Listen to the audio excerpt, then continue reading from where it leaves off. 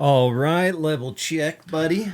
Check 1, 2, 3, 4. Check 1, 2, 3, 4. The quick brown fox jumped over the lazy dog's back. Now is the time for all good men to come to the aid of their country. 1, 2, 3, 4, 5, 6, 7, 8, 9, 10, 11, 12, 13, 14, 15, 16, 17, 18, 19, and 20. Keep going. 21, 22, 23. Just kidding.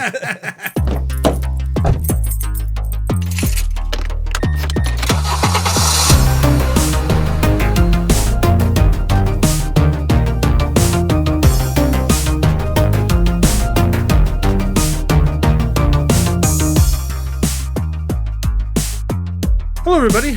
My name is Ryan Schweitzer. I am a field service technician. I work for Unisys.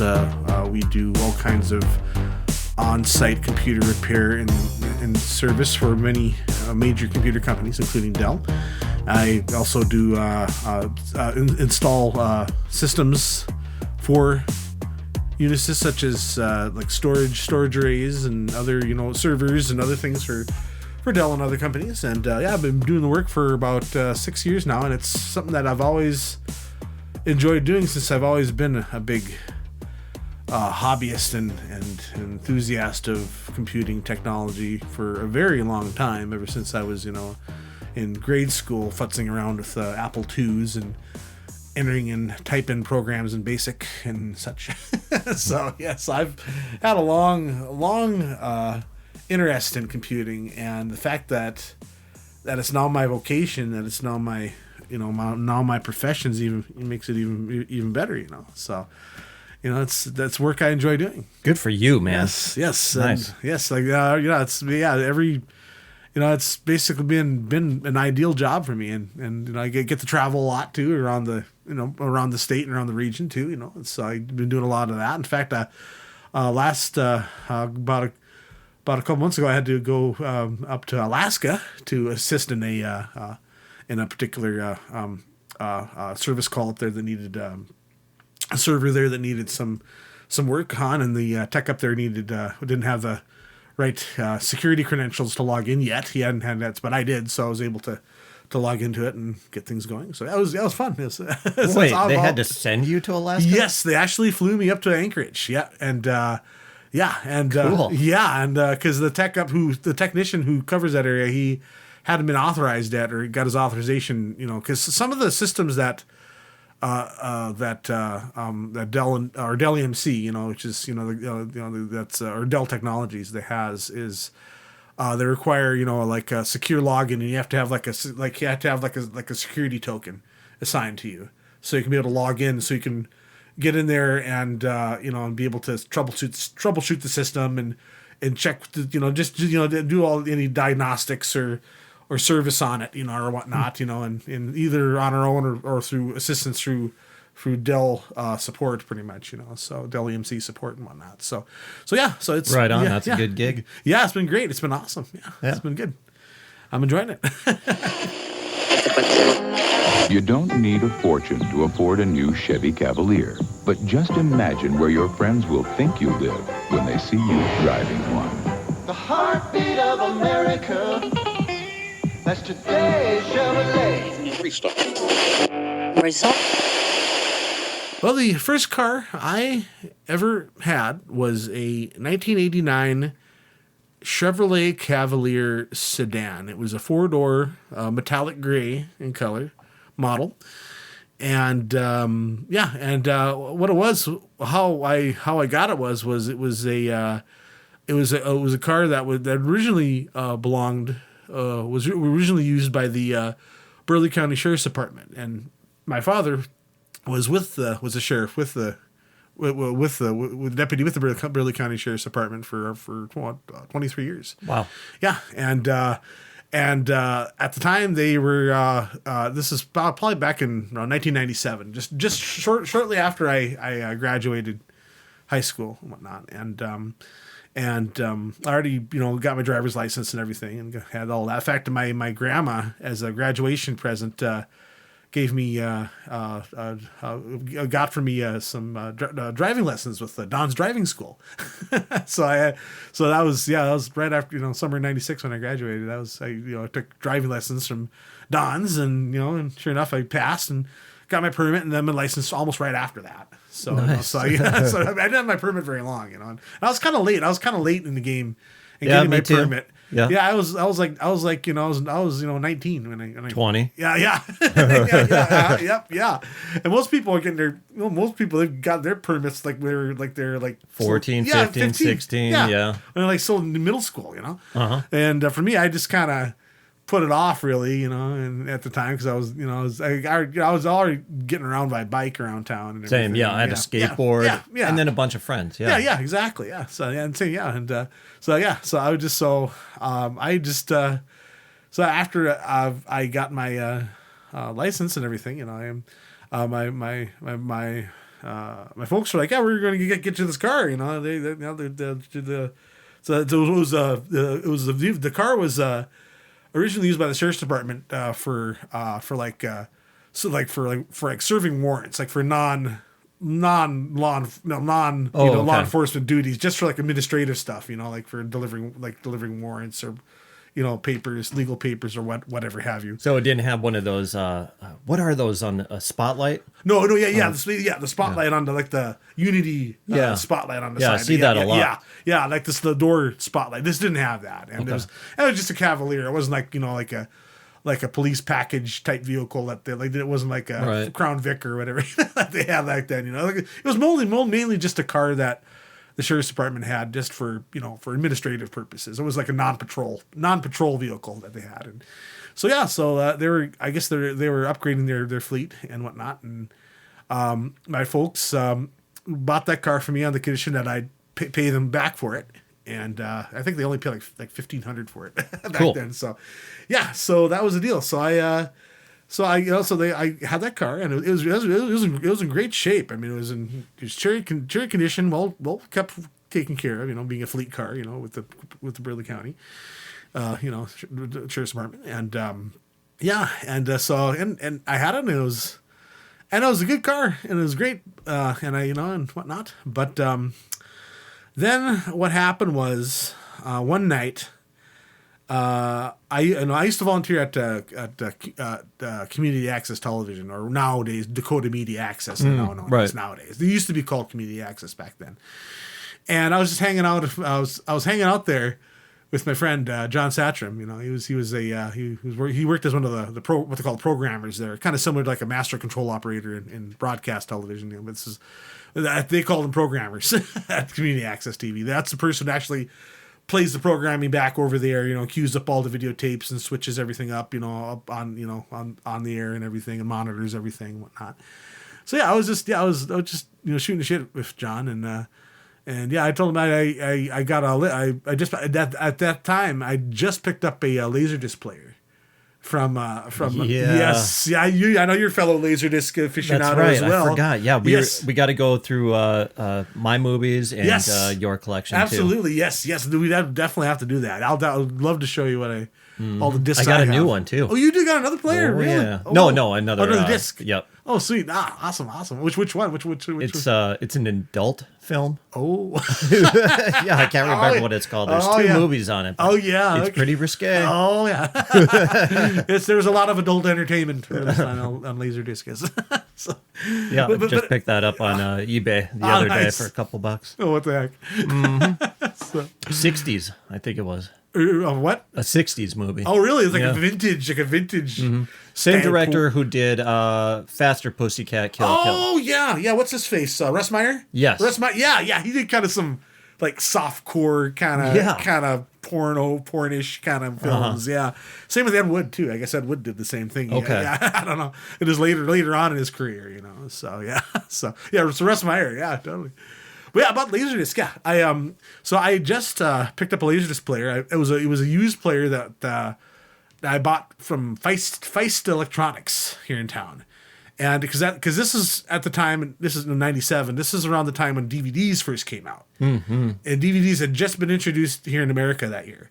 and Feist TV or Feist Electronics, as they're now known as, they used to rent Laserdiscs and players, but they were phasing that out in favor of DVDs, so they were selling off all their old Laserdisc stock.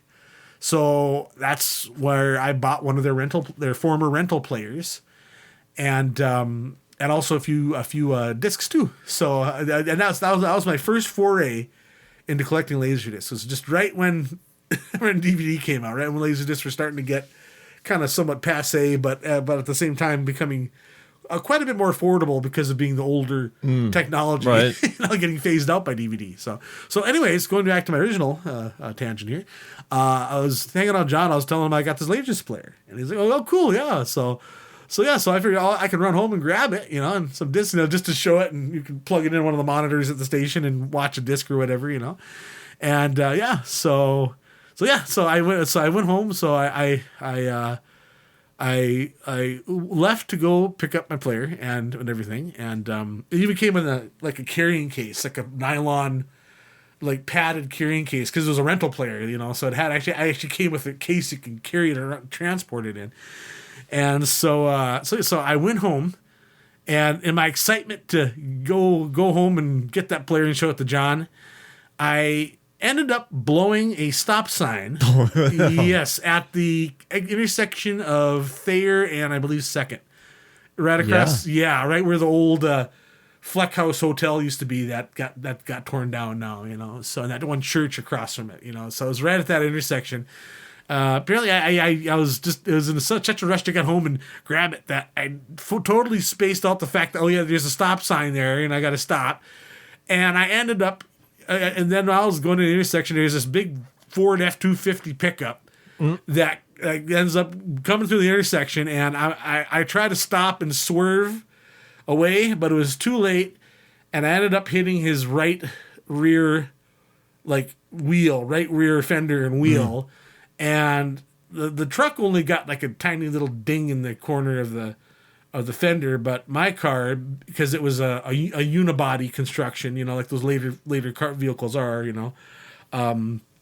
a unibody where the actual chassis is where the chassis is the body, it's like it's not a separate chassis on a separate frame like other vehicles are, because it was a unibody type vehicle, and when I hit the front of that, when my front of my car hit the truck, it just totally bent the whole body all out of whack. It just it was total.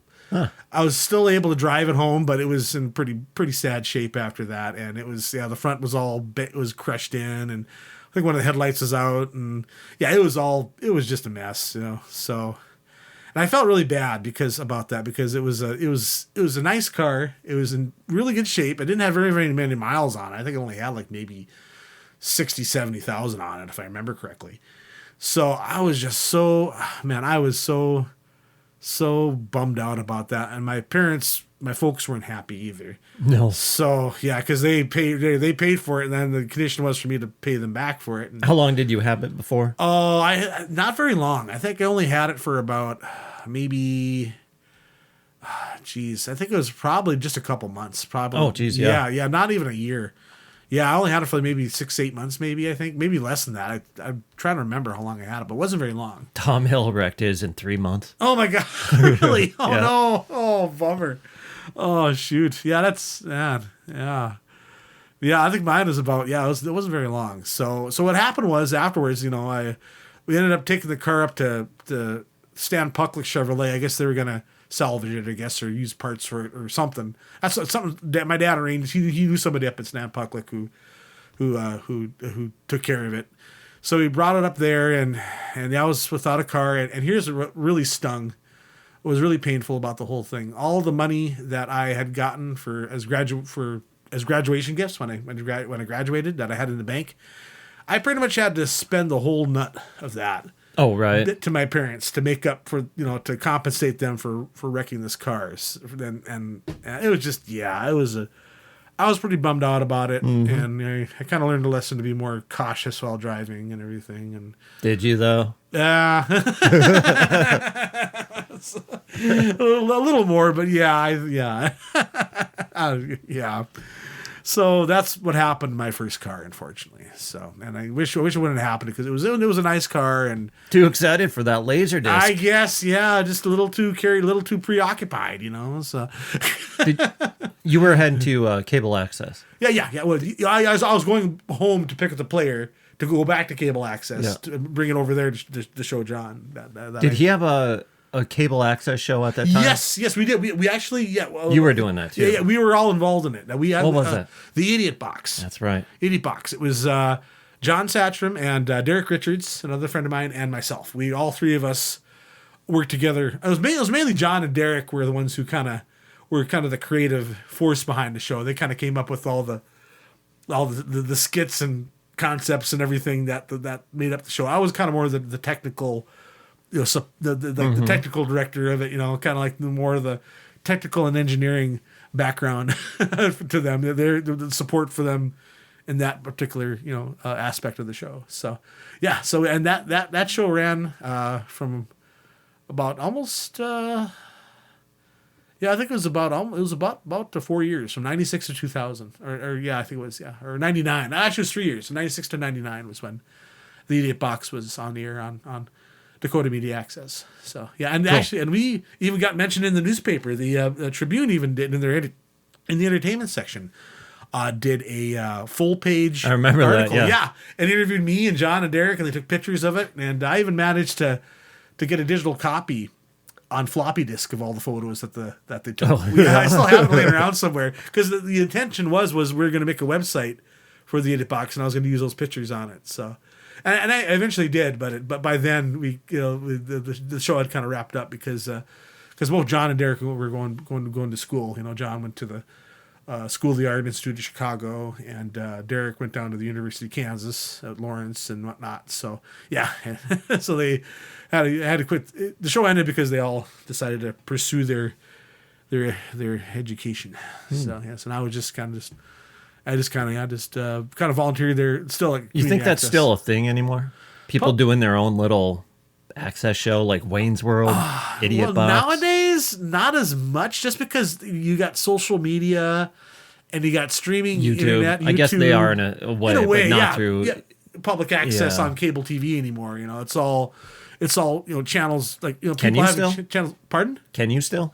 Like, what if we wanted to do this to cable access? Oh yeah, you can still have a show, sign up and with Dakota Media Access and have a show. I guess Cool. you can, as far as I know. I mean, I can still do it. Yeah, it's still possible. Yeah, but nowadays though, it seems like most, you know, instead of doing a public access show nowadays, people just have their own channel on YouTube now. You know? That's right. Yeah. It's kind of, even though public access still exists and there's still cable companies that still have it, it's just kind of more. And I think more the focus of public access nowadays on cable television, for those who still subscribe to cable TV and everybody cutting the cord and all that, you know, is more or less, I think more or less just airing like more community, like and you know, government oriented programming, you know, like city and county, like city and county commission meetings and you know, more like focused programming is more focused on community happenings and events. That's what I've noticed too. As far as like people from the public going on to public access, it's kind of that it doesn't seem to really be a thing anymore. I think it's because of the internet and streaming, video and social media in general and all that. I think so. Yeah, and plus not a whole lot of people have cable TV anymore. You know, it's all streaming. You know, streaming. Although Dakota Media Access does, I think, stream some of their programming. I believe, kind of internet. But yeah, that's what happened with my first car. It was kind of getting in a little T-bone wreck there, and the other guy that I hit, he wasn't too phased about it. I think he was kind of a little drunk too, but it was my fault that I wrecked it. Wait, a little drunk? Because he didn't seem too phased. He's like, oh, shit happens. It's like, yeah. So he was too phased about it. So, all right. so, but yeah, that's what I'm guessing. I don't know. Yeah, So, sure. Yeah. So you seem kind of little tipsy, but, yeah. Cavalier, the roomy, compact, efficient, and practical front-wheel drive wagon from Chevrolet with many standard features and attractively priced. But nothing is more important to your purchase decision than driving and experiencing firsthand the ride, comfort, and overall value of the Cavalier wagon you plan to own. Drive a Cavalier today at your Chevrolet wagon stop. You'll come out on top at your Chevrolet wagon stop. Result. I know where this is going now for the next vehicle. Oh, yes. I'm familiar. Oh, yes. The second, and to you, both you and me, probably one of the most memorable motor vehicles I've ever owned. It still has a definite place in my heart. It's my second vehicle that I owned after this whole debacle of wrecking my first car. My second vehicle was another Cavalier, but this time it was a 1983 model and a station wagon. The previous one was an 89 model. That was a sedan. And this Cavalier wagon that I had, it was like fire engine red. Yeah. Like a red, bright fire engine red. And it used to be my mom and dad's, my folks' main vehicle. Okay. Yeah, it was their car. They bought it used. I think they're the second owners back, I think when I was in second grade, like back in '85. And that was our family car for up until this point.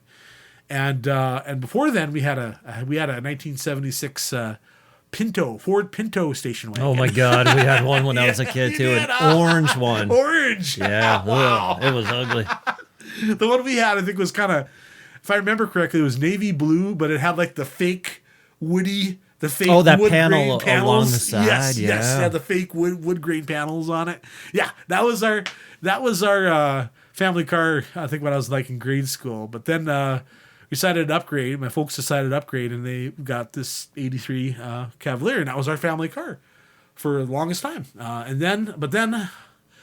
This is probably around 97 or so, like just shortly after I wrecked my first car. My mom upgraded and got I think it was an 87 Jeep Cherokee. A Jeep Cool. Cherokee, yeah. So my folks, they offered to sell me their old car, and I think it was only like it was the same as. It was like I think it was only like $1,500. I think is what they wanted for it, and Okay. And I actually paid them off month for month. I had a job at the time. I was working part time at Channel 5 KFYR here in town as a studio camera operator. So I was doing that, and so I was able to pay my folks a monthly payment, for the car, and that was my second vehicle. It was my Chevy Cavalier station wagon, and when I got it, at the time, I had my amateur radio license as well, and I had my amateur radio license for a few years before then, since about '92 when I was, just a, when I was when I first started getting into computers and electronics and all that. What is an amateur radio license? Well, amateur radio in itself, it's a communication service that you can apply for a license for. It's like CB radio. Like two-way CB radio, but it does require a bit more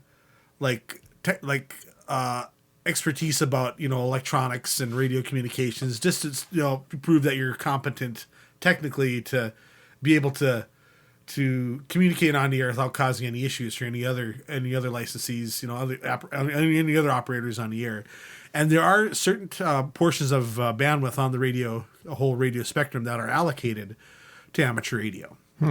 And it's basically it's what you do is you basically you take it requires a written test and for the license, which is administered by the FCC. It's the Federal Communications Commission. They issue amateur licenses for people to be authorized to use the amateur radio bands. And there's amateur radio bands all over the whole spectrum, from shortwave or HF all the way up into the microwave, frequencies, way up, pretty much all over the whole RF spectrum. And most popular for most hams, as they're known, this amateur radio, kind of also is known as ham radio, and so, and they say, I think the etymology behind that is because the first amateur radio operators, when amateur radio became a thing in the early 20th century, when the FCC, or back then the Federal Radio Commission, the FRC as it was known, first started authorizing licenses to amateur radio operators. And at the time, because radio communications back then in the 1920s was such a new technology, most inexpensive too. Most of these amateurs just built their own equipment. They would just, even build their own vacuum tubes, like blow their own glass and everything, Wow. It was just a homemade effort. And I think the etymology of why they're called why it's called ham radio is called ham radio operators, because it's called that is because before then there used to be amateur actors, like act people on stage, like people who love to act and got paid little or nothing to it, but they just like to do it as a hobby, just because they like doing it. Uh-huh. And because they were also, kind of short on cash and everything and whatnot, and you kind of really had to scrounge to pursue their hobby, kind of like how the first amateur radio operators did, and finding parts and building their own equipment. These amateur actors would use ham fat, like pork fat, for makeup.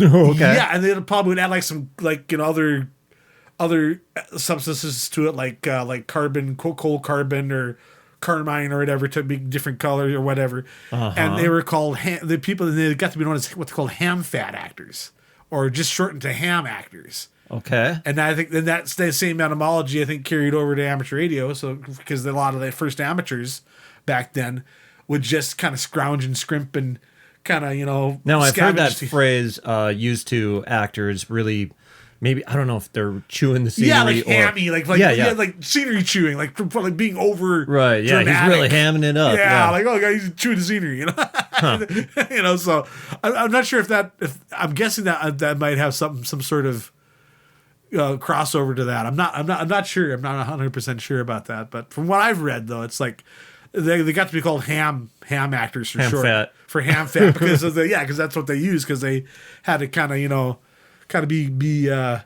little more creative in sourcing the tools of the trade, the things that they needed to like costumes, or whatever, or makeup to be actors. And amateur radio people were kind of the same way, because they were scrounging parts from other old electronics, or building their own, like building their own tubes or their own components, winding their own transformers by hand with thin like wire around, just stuff like that. They would just kind of, it was total DIY back then for amateur radio. So and in fact there's a book, I have not fully read it yet, but there's a book that talks about the history of amateur radio. It's called 200 Meters and Down. And what that means is, like, 200 meters as in the wavelength, the meter wavelength. Oh, sure. 200 Okay. meters, which I think is like, I forget what frequency it is. I think it's like 2 megahertz. I don't know. I can't. I'd have to figure it out. I'm so bad at math. But but anyways, what it was I guess when the FCC, or the FRC as they're known back then, I think assigned some of the first amateur frequencies, as well as the other radio communications authorities around the world at the time. I believe they pretty much only allowed the amateur radio operators to use the 200 meter band and downward in frequency, or higher in frequency, actually, because the lower the meter wavelength, the higher the frequency, so and then at that time, radio and electronic technology was not really well suited to operate at high frequencies, it's above, like, say, above like a megahertz, or 2 megahertz, so pretty much but the resourcefulness and the creativity of the first amateur radio operators, they and their technical and engineering knowledge too, kind of got them. They pretty much got around that restriction, and were able to utilize those higher frequencies, and be able to make amateur radio flourish as a hobby. Yeah, so that's kind of the. Now, how did you get into it? Well, I think it was all because I think it started from when I got interested in like monitoring. Like police scans, like the police and like public safety and other two-way radio transmissions on the air. My dad, of course, being with the Burley County Sheriff's Department, he had his assigned radio and everything and whatnot. And I was always kind of interested, I like to see what else is out there on the bands, to listen in on all the radio calls all over, And so I kind of started getting into like scanner, like radio scanner monitoring. And my dad my folks actually got me, I think it was for Christmas when I was 14. I'd got a 10-channel programmable handheld scanner from Radio Shack. It was a realistic brand scanner. I still have it. I still have that scanner. Really? So yeah, that's what kind of started it for me. Was just wanting. Well, actually, no, I take that back. There actually was my grandma and grandpa before I think this is how it really started. My grandma and grandpa at their house, they had this little portable multi-band, like Montgomery Ward Airline brand radio. And it had multiple bands on it. It had AM and FM, but it also could pick up, I guess at the time, what was considered the maritime marine band, which is actually, I think, right above the AM band from like 1.8 to 3 megahertz. And that's where the 160 meter amateur radio band is at. It had that, and also it could pick up VHF two-way radio bands, which is, I think, 30 to 50 megahertz and 148 to 174 megahertz. For comparison, FM broadcast is 88 to 108 megahertz, and AM is 530 to 1710 kilohertz, or 0.53 to 1.7 megahertz if you want to, go mid megahertz instead of kilohertz.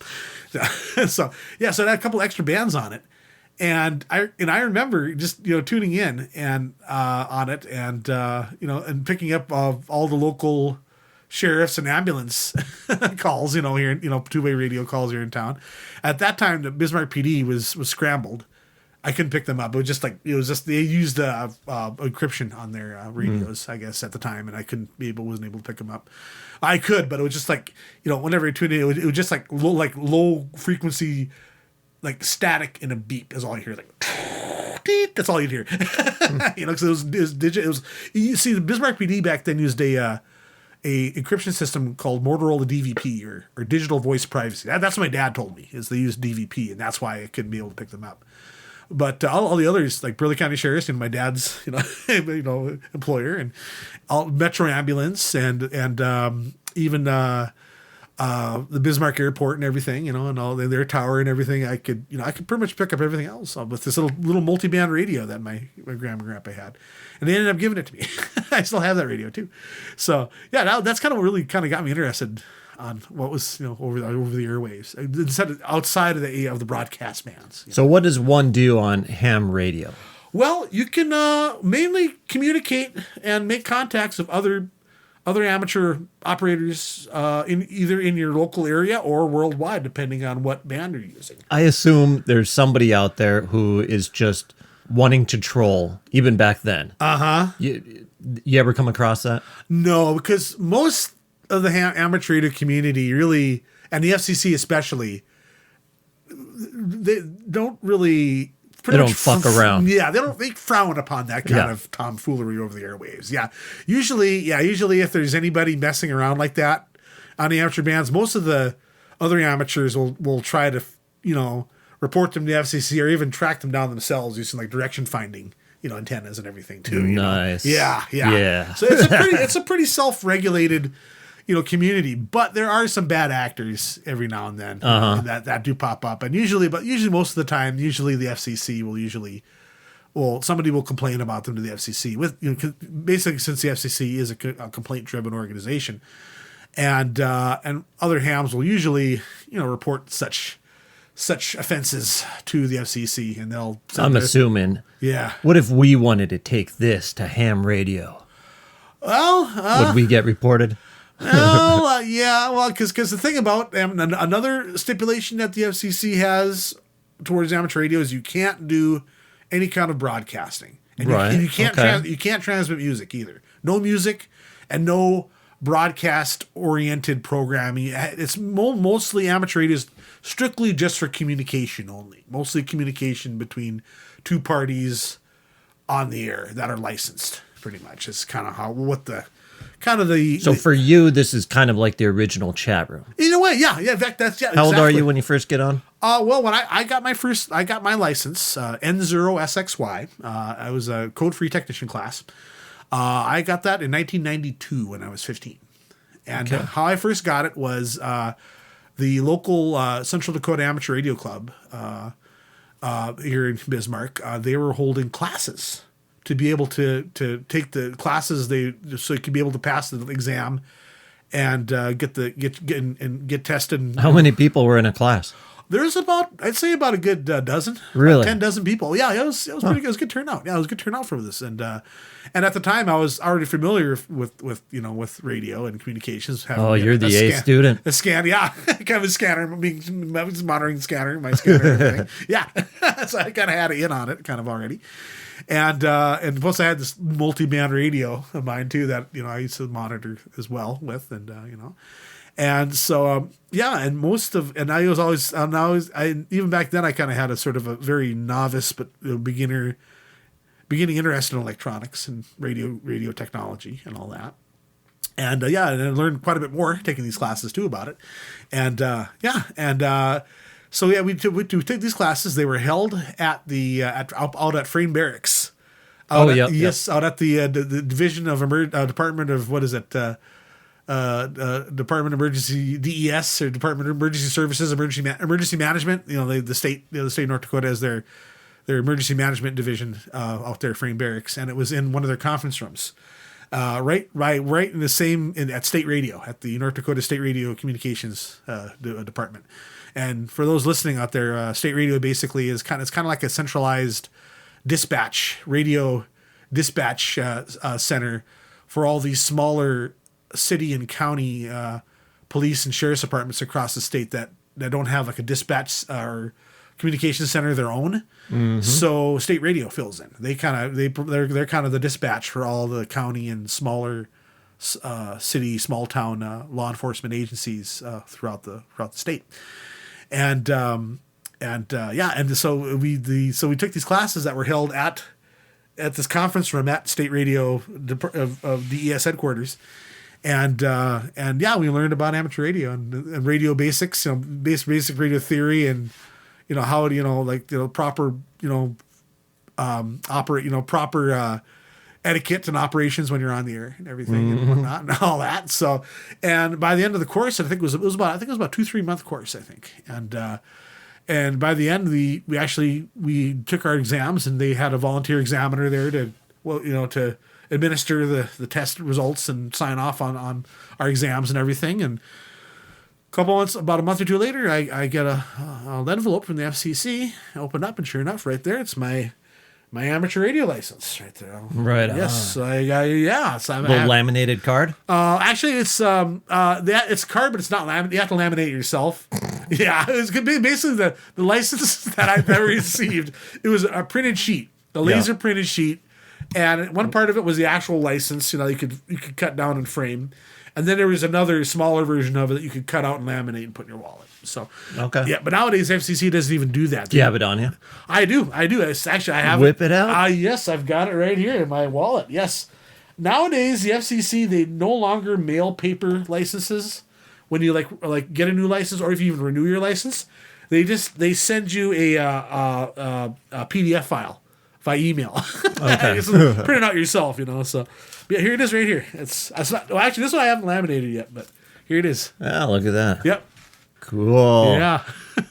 Yeah, I've had it since '92. Yep.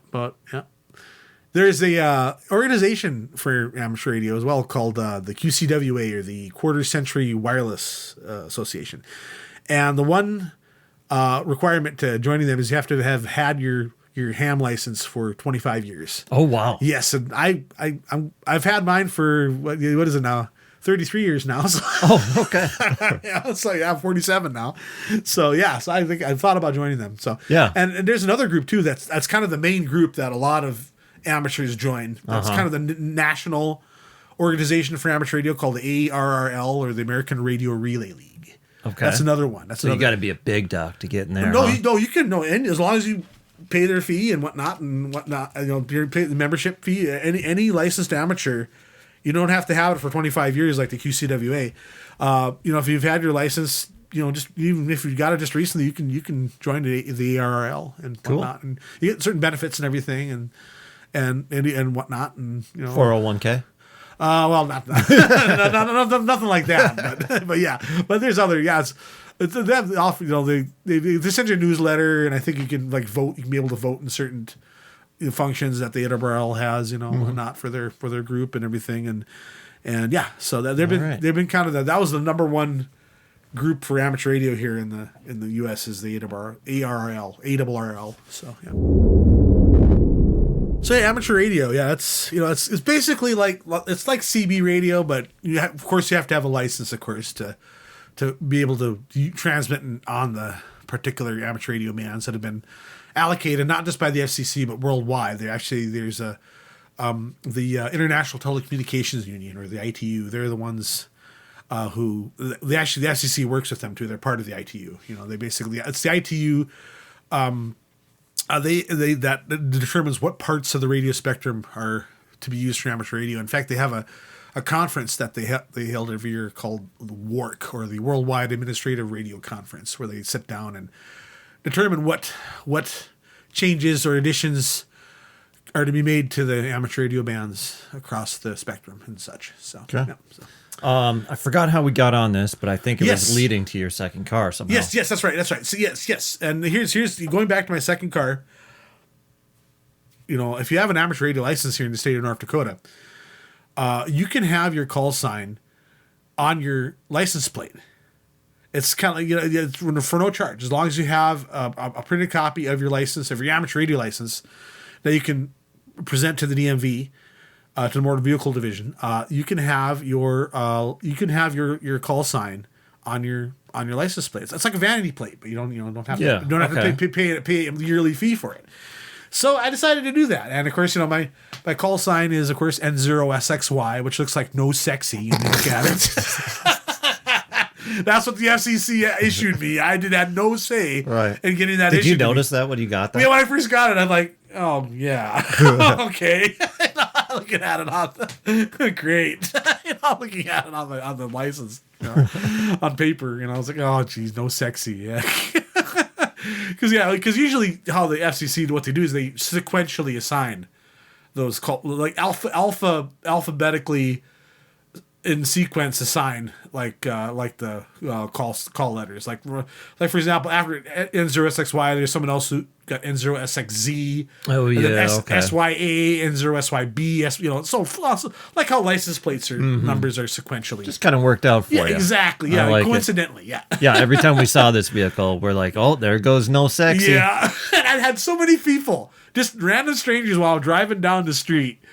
Pull up to me while I have a window down, like, oh, how come no sexy? How come it says no sexy on your license plate? Why do you have that on there? I thought, it's my ham call. It's my it's my ham radio call sign. You're like Kramer in Seinfeld when he had the ass man. Wait, hey, ass man.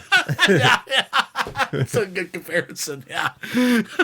But yeah, I get so many people. Yeah. Just people in the public just ask me why I had no sexy on my plate. I told them it's my ham call sign. It's my amateur radio license, call. So I had so many people. I'd have to tell that to.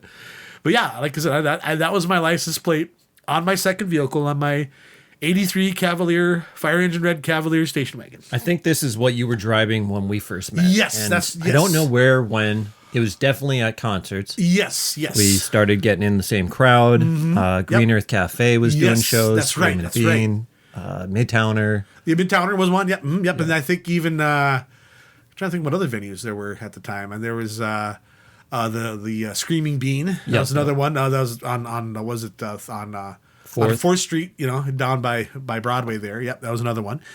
And it was because back at that time there was quite a bit of a punk and metal scene going on. It was pretty going on pretty well too. It was a pretty strong scene back then, back in like 96 to about 2003, 4. Because after the mid 2000s, it kind of petered out because there wasn't really any venues. In fact, that's when you started the whole Save Our Scene, it helped for a bit. I mean, people were doing shows before me at Green Earth. Yes. Somebody was getting a lot of the Olympia, Seattle. Yeah, that's right. Bands. What that was Brian Palachuk was a part of that. Okay. Yeah, he actually was able to. He was a director of programming at Green Earth at the time, and he actually gotten somehow. I think it was Jeremiah, his son. I think who introduced him to the Olympia scene, and like Beat Happening and Calvin Johnson and all that. Mm-hmm. And Brian managed to get a hold of, I think, Calvin.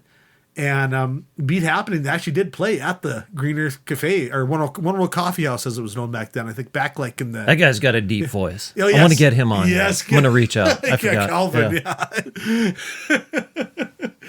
Yeah, he's got that sort of basso profundo.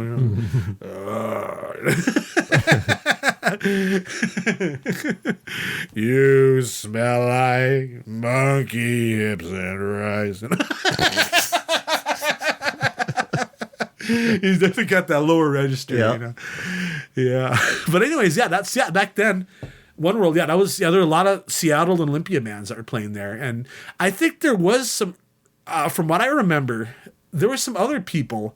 I don't know who they were. They're a little older than I was back then, so I never really got to know who they were. But I think there were some people doing some punk shows here around that same time, around the early 90s, late 80s, early 90s. There was a house on Bell Street, which is the Bell Street house. That's which later became the first storefront for Rock 30 Games. When Rock 30 first went into business, they were in that same house, that same building. Okay. But before Rock 30 started, there used to be some punk shows there. And I was some older kids that were doing it at the time, and this is probably like early mid 90s maybe so. And I'm not sure who put them on, but I remember going to one of their very last shows. It was around 97, around the time the scene here that we were involved, that you were involved with, that we were in, was starting to take off. Theirs kind of started to taper off, I guess. And I went to one of their last shows there. I remember like in 97, I think. So, yeah. And I think that was kind of, I don't know, I like to know who was behind all that. I don't remember who it was, but there was, kind of an earlier punk scene. Well, is this the same one that Stay Stoltz had? I think so. I think Stace had a hand in that too, I believe. Yeah, I think so. I remember at some point, I went to, after I first moved here, I went to a few shows at a house. It was Stay Stoltz, Ira, Terminal Aspect, basically. Ira Roberson, I think. We're jamming there and having bands come through. Yeah. I don't know if this is the same house or if there was another house doing shows, but it was in that area down south. Yeah, and I remember Stace saying that there was another punk house that was kind of where, and it wasn't on Bell Street. It was up there on, I think I'm trying to remember what street. I think it was on 2nd Street, kind of 2nd Street south of Front. Like kind of where. Oh yeah, that's what I'm thinking of. Yeah, there was that there too. There's a house there too where there was punk shows. So I never went there. I wasn't aware of that place until after the house got torn down. So I wasn't aware of it. So, but I remember hearing about that. I remember Stace talking about that place. So yeah. I went to a few shows at Green Earth Cafe and the Midtowner. And when I saw these punk bands and what was going on, I was like, I want to do this. I want to make this happen. And I don't know how, I just started getting into shows. And then at high school, when I got an email set up through Send It. Yes, same here. That's how I first got on the internet, was through Send It. Yep. And then I just started emailing bands. And they were very responsive coming to town. And In fact, even I think one of the punk magazines, I think, had a book. You probably book your own fucking life. Yeah, book your own fucking life. BYOFL. Yep. That's that whole list of like bands, phone numbers, venues, emails, everything. Yeah, address. And the internet kind of made BYOFL obsolete. Mm-hmm. It was a site for a little bit. Yeah, it was on the internet for a while. Yeah. But then it kind of, I think social media took over. I think and kind of, sure. It's kind of Yeah. So we used to, I remember we used to, I think when we first met, I think it might have been, I don't remember the specifics as well. It's been so long, but I think it might have been at a show at the Midtowner. I think it might have been at the Midtowner or maybe at the Amvets. Maybe that was another venue in town that had a lot of punk and metal shows at that time that you and others were involved with. Was the Amvets too. And then there was a few times where I needed a ride. Yeah. You were around. You'd Yes. stay late to the end of the show watching us pack up. Yeah, and I'm like, hey, man, can I get a ride home? And Yeah. you've done that a few times. And Yes. hats off to you. Thank you so my much. Pleasure. My pleasure. I'm glad I could. You helped out when I was in a bind. Oh, many yeah. times. I had my skateboard. Yeah, but it's kind of. But it got a little late. Yeah. Yeah, exactly. So, yes. So right on. I got to ride in the Nøsxy mobile Oh, with yes. a bunch of other people. Yes, for I sure. remember that was awesome that I had a station wagon then because Yes. I could fit. You could fit like I don't know about a good if you really wanted 8 and 10 people in there Yeah, if you yeah. wanted to And I remember a few times that you and me and a few other like Brooke and Brooks Wanis and Nordwall and Josh and everybody we all got packed in the car and went to where we had to go. It was great. Yeah. But yeah, I'm very fond of that car. I was Oh gosh, yeah, It was so a many great- it was a memories. great- yeah, it One was a great time we got vehicle. pulled over, Oh yes. and because your dad was a sheriff, Yes. he overheard what I guess the guy who pulled us over. Yes, I remember that. Do you remember what he told your dad? Oh God. He wanted to search the car for drugs. Yeah, because of the way I looked. Yeah, because he thought you were some sort of degenerate looking. Obviously you know nothing about how punks look. So just another ignorant law enforcement officer. I'm not to diss law enforcement not like that, but sometimes it's warranted. But that's another discussion for another day. Overall, I have most respect for law enforcement, but anyways, yeah, this sheriff. I think he pulled me over because I think what it was me and you were chit chatting. Yeah, you blew right through I a blew light. through a red light. I got distracted, and there once again blew another damn red light. Yeah. So he pulled us over. And he asked my driver's license registration. Of course, he went back in his squad car and did the license check over the radio, probably radioing back to state radio or whatnot, and or Bismarck Central, the Bismarck, the dispatch, it's CENTCOM, Central Communications, that's the dispatch, public safety dispatch center for Bismarck, here, and. Did the usual records and warrant check and all that on my license and license check too, and came up clean and everything, and he just gave me a warning and let us off. But then my mom told me that was telling me, who are these friends you're hanging out with? Your dad was talking to one of his deputies there, and he pulled over you were with some guy who looked like a real scrote. Like what? Good Lord, I told him that was my friend Elijah. He's all right. He's not, he's not like a criminal or anything, or a meth head or anything like that. God, yeah, I was a little. That irked me a little bit there. That was a little bit, yeah. That was a bunch of bull right there, man.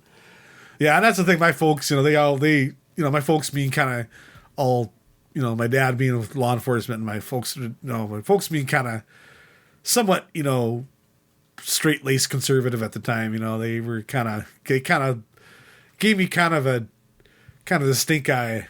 So they didn't really approve of who I was hanging out with, even though it wasn't anybody. It was all. I wasn't hanging out with anybody Right. bad. It was just just a bunch of they were just kind of being prejudiced there, I guess, in some ways. Well, to be fair, we looked pretty outrageous. Yeah. But shit. The spikes, the collars. Yeah, that's the whole patches. punk thing, Yeah. Exactly, yeah. You wound up joining a band at one point. Yes, that's right. Yes, A few bands, I guess. Yes, that's right. Yes, first group I was in, it was another group with Jeremiah Palachek, once again, and also John Satcham as well from Native Box, and Devin Morrill, and we were called Eat Sinking Teacups. Okay. Initially, it was just John, Derek, no, John, Devin, and Jared.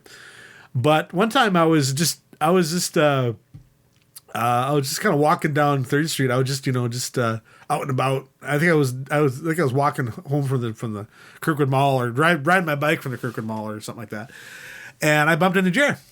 And he actually he was driving his dad's Ford Thunderbird at the time, and he pulled up and we started talking. We started just shooting the shit and everything, and all that. And and he was saying, "Oh yeah, me and John and Devin, we got a group. We started an experimental kind of group called Eat Sinking Teacups." And and Jared's like, "Hey, maybe you should join us. You could all your electronics and do everything and all that I had and and all that I could contribute some sonic input to the group. So add to the more experimentalism of what they're doing. And sure enough, I joined the group. I was with these Eat Sinking Teacups, and we were kind of like we were like music meets performance art. We definitely had a very performance art aesthetic to what we did. Mainly because of Jerry and John especially, and Devin was kind of more of the musical component of it. He played sax and keys and everything, whatnot. And he was in a few like jazz bands in high school, I guess, too, at the time as well. He was in a group called, I think, Terre d'Amour, I think it was called, or something like that. And we actually played a few shows in around here in town and in Bismarck, and we also played a show up in Minot too. They're up at the Core Culture Club, which is now the Oak Park Theater. So we actually played a gig up there. It was like a battle of the bands. There's like a whole bunch of bands from Minot and Bismarck and the area that played up there. So we played a show up there too, and we were together for I think about a year and a half, 2 years, I think. But then it was around 99 is when we broke up because John and Devin and Jerry were all going off to school. So, as I mentioned before, John went off to the school that Art Institute in Chicago, and Devin went out. I forget where he went out. I think it was out somewhere. I'm trying to remember where he went to school at. And then Jerry went out to the I think it's the Lime School of the Arts or something out in like Old Lyme, Connecticut, I think. So yeah, then he went to SAIC as well with John. So yeah, so they all went off to school around this 99. So we all had to break up. So, but we did do a few shows and we did all kinds of experimental stuff. Like we had all kinds of we had a sampler where we would play back. We had a Kai sampler that we'd play back sound clips from. We had a Moog satellite synthesizer too. We had a Casio keyboard. I had my old Ampex open reel tape deck that I did like tape scratching with. Move the reels by hand to get like a tape, like a scratching kind of sound, whatnot. And and we would play back random records and it was just all kinds of experimental chaos and silliness that we partook in. Although we did actually have some music. We did actually have some tunes. In fact, one piece we did was actually a tribute to Philip Glass. It was called Stained Glass. And melodically it was very similar to kind of, Philip Glass's pieces, do do do do do do do do do do do like that. We had that going on and Devin played sax on that and John played keys and whatnot. So we actually did have a few actual tunes, but we had some tunes where some pieces where it was just absolute just silliness, just experimental, just random, chaotic, just craziness, and it was great. It was great, making art on stage like that. I remember walking in one time too. I think because back then there were so many shows, you could go to the Screamin' Bean, yes, yeah, and then walk down the street and see another show at the Green Earth Cafe. Yeah, within walking distance. It was great. I remember. I think you guys were playing. I walked in one time and it was just weird as hell. I didn't know what the hell was going on. That was probably one of the shows we played in the basement of the Screaming Bean, I remember. Yeah, we did. I have one of those recorded on a cassette, so I have to put that up online. Yeah, we did. Yeah, we just did all. It was what we were doing just because of all the mixed media and different audio sources and samples and tapes and records and synths and weird other crazy audio, insanity that we're doing.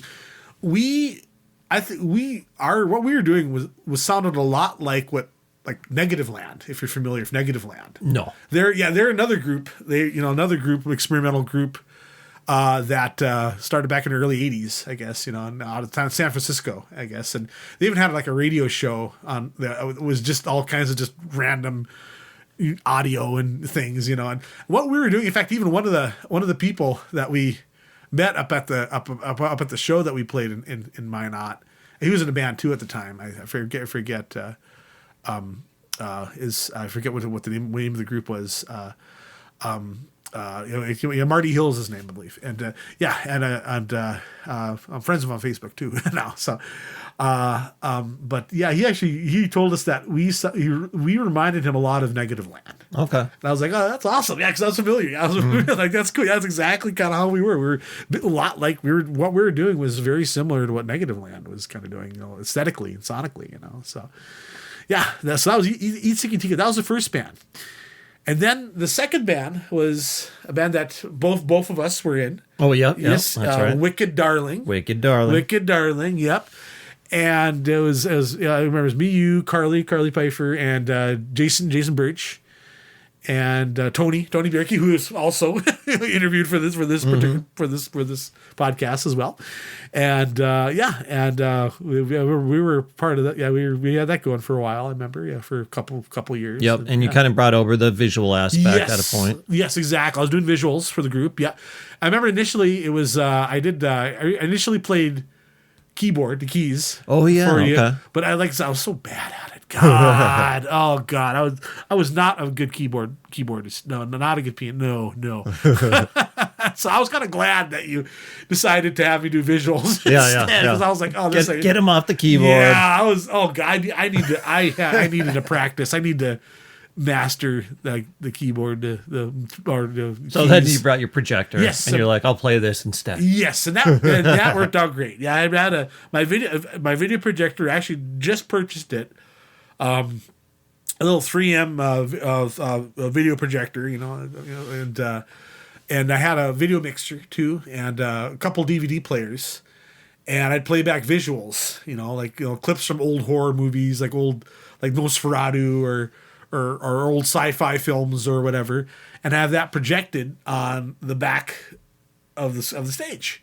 And I think we were kind of one of the first bands around the area here to do any kind of visuals, kind of like that. I mean, this is probably 2005, I think, 2005, 2006, I think we were together. So, yeah, and I was doing the visuals for that. And what else did you do?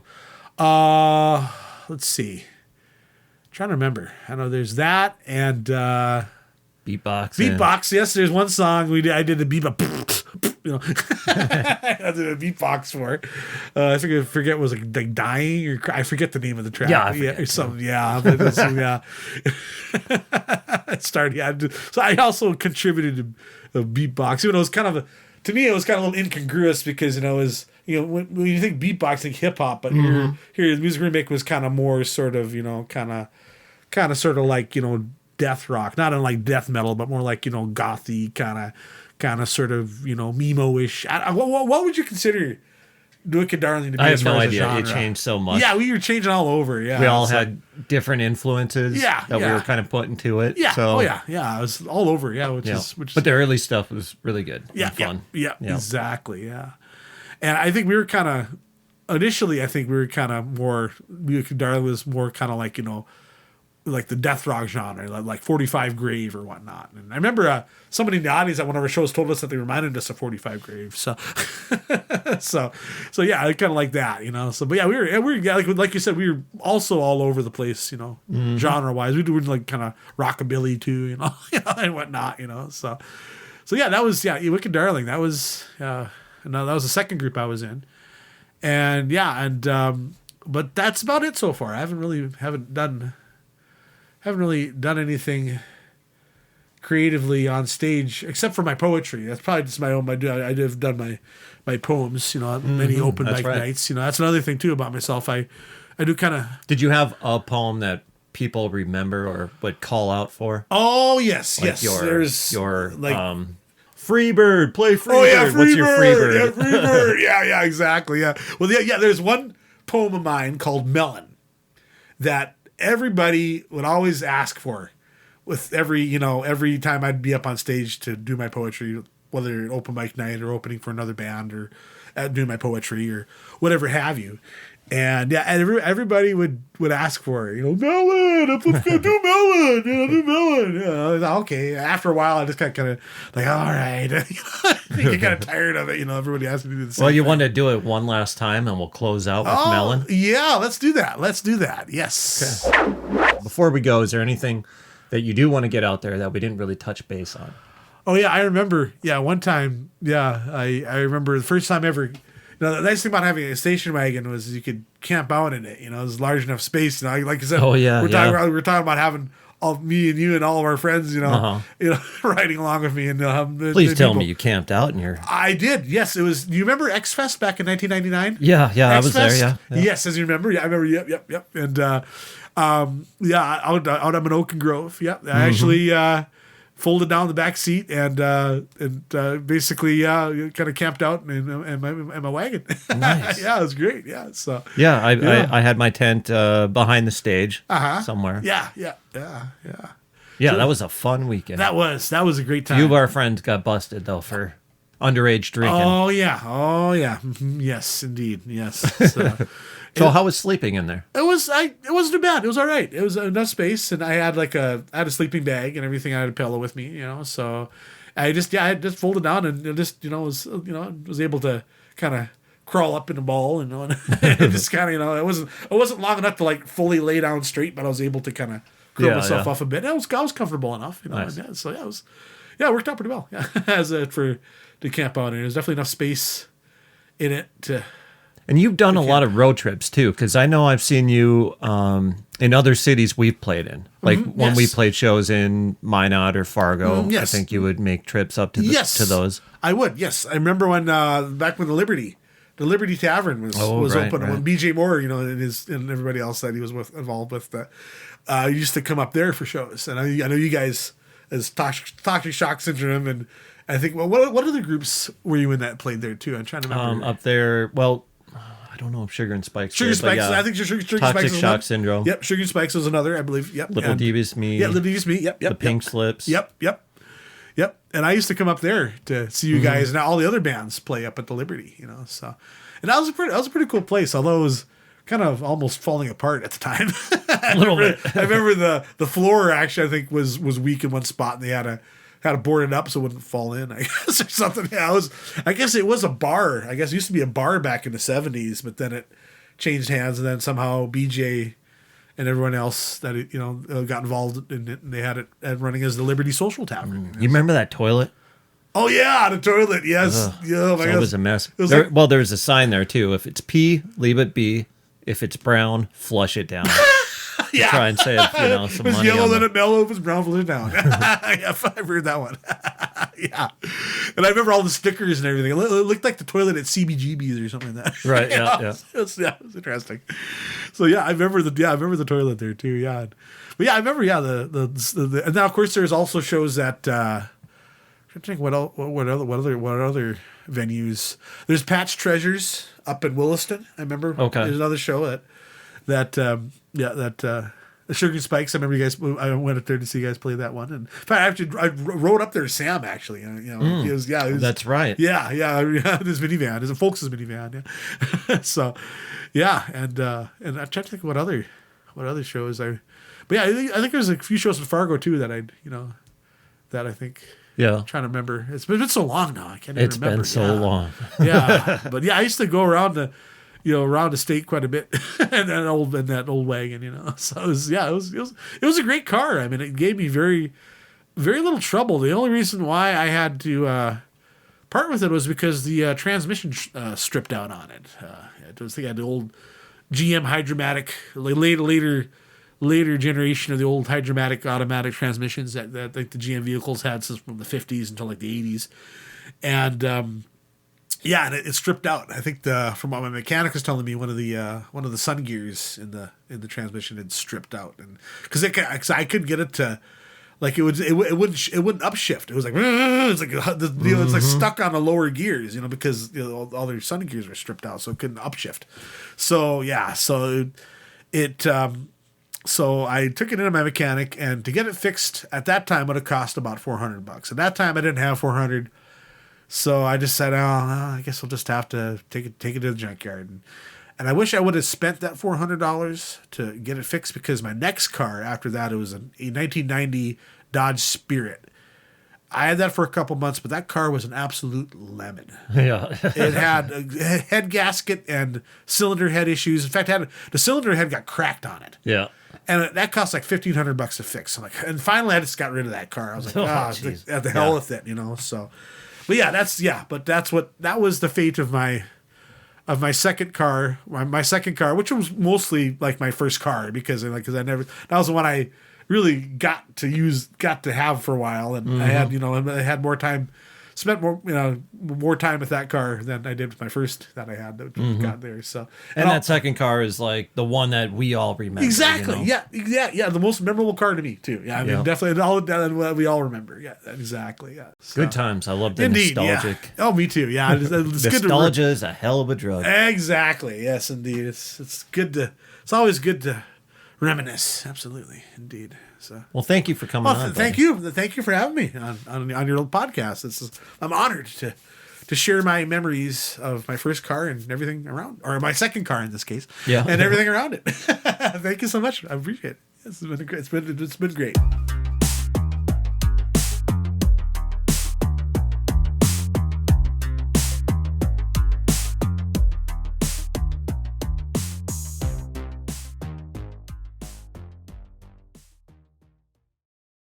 Big fat melon in the sky, won't you explode for me?